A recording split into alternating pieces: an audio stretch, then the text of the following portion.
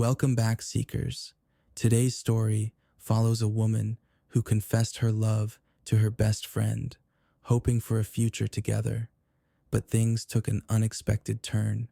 Hope you enjoy the story. Am I the bleep bleep for confessing my feelings to my best friend and risking our friendship? I, 29, female, have been best friends with him, 31, male, for over a decade.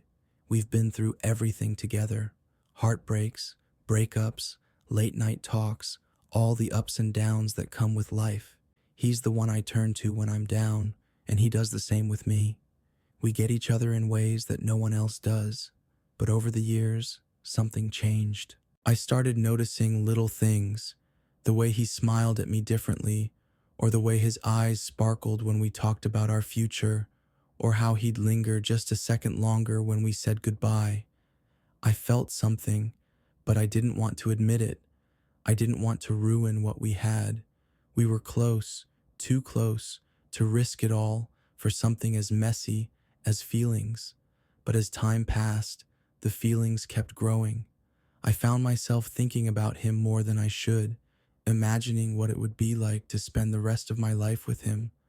I had to be honest with myself. I was in love with him, and then the day came.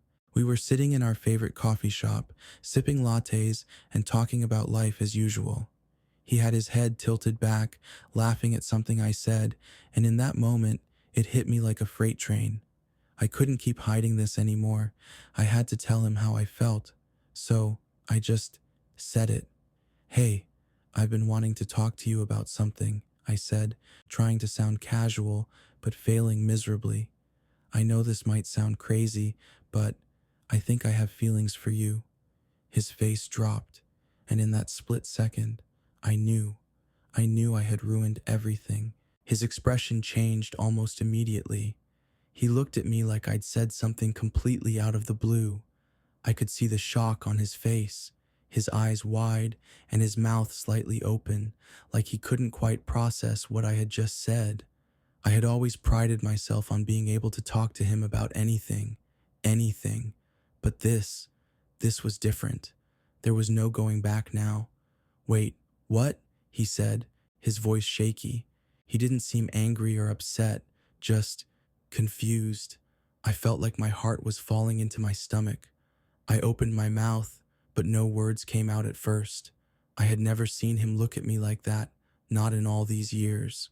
"Look," I finally managed to say, "I know this is probably out of nowhere, and I'm not expecting anything in return. I just needed to say it. I didn't want to hide it anymore." He sat there, staring at me for what felt like an eternity, and for those few moments, I hated myself for saying anything. Why couldn't I just be happy with our friendship? After what felt like forever, he leaned back in his chair, letting out a long, slow sigh. "I didn't know," he said quietly. "I had no idea." It stung, more than I wanted to admit. I had always assumed that maybe, just maybe, he had felt something too, but I guess I was wrong. He hadn't given me any indication that he felt the same way, but I still hoped. And now I had ruined everything, just by being honest. The rest of our conversation was a blur. He kept apologizing for not being able to reciprocate my feelings, and I kept trying to convince him that I didn't expect anything from him, that I just wanted to make sure he knew the truth. But inside, I was dying. I was losing my best friend, and I didn't know how to stop it. After that day, everything felt off.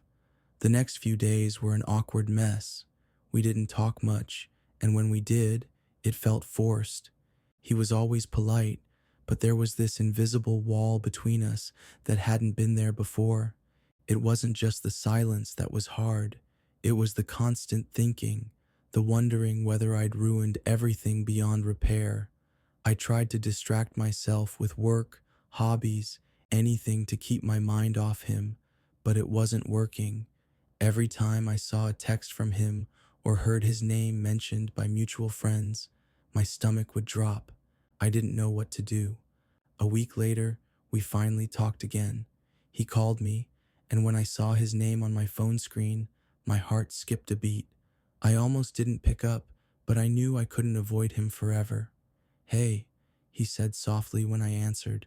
There was an odd hesitation in his voice, like he wasn't sure what to say.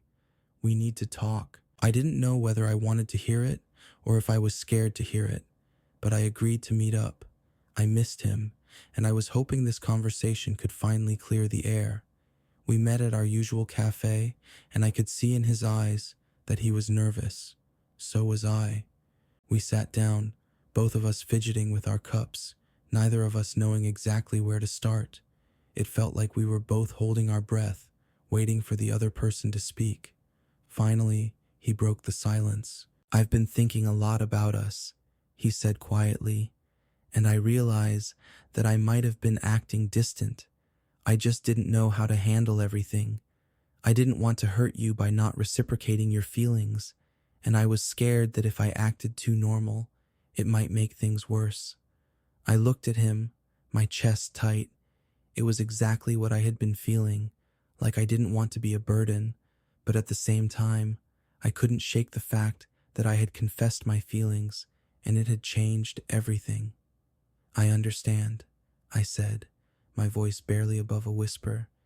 "I didn't want to make things difficult for you, but I don't know how to go back to being just friends after all of this." He nodded slowly, his eyes filled with regret. "I don't know either, but I don't want to lose you as a friend, and I think maybe we just need time. Time to adjust. Time to figure out what we both want." The word stung. Time. I didn't know if time would heal things or if it would just make the gap between us wider, but I didn't know what else to say. "I'm willing to give it time," I said softly, "but I don't know if I'll ever feel the same again. I can't pretend like I'm okay when I'm not." He stared at my face for a moment before saying, "I get that, and I don't want you to feel like you have to hide anything from me, but I think we both need to figure out what this means for us." I nodded, my heart aching with the weight of the conversation. Was this the end? Am I the bleep bleep for ruining a decade-long friendship by confessing? Well, folks, what do you think? Can a man and a woman have a purely platonic relationship without ever falling in love? Please subscribe and leave us a like and a comment if you loved our story today.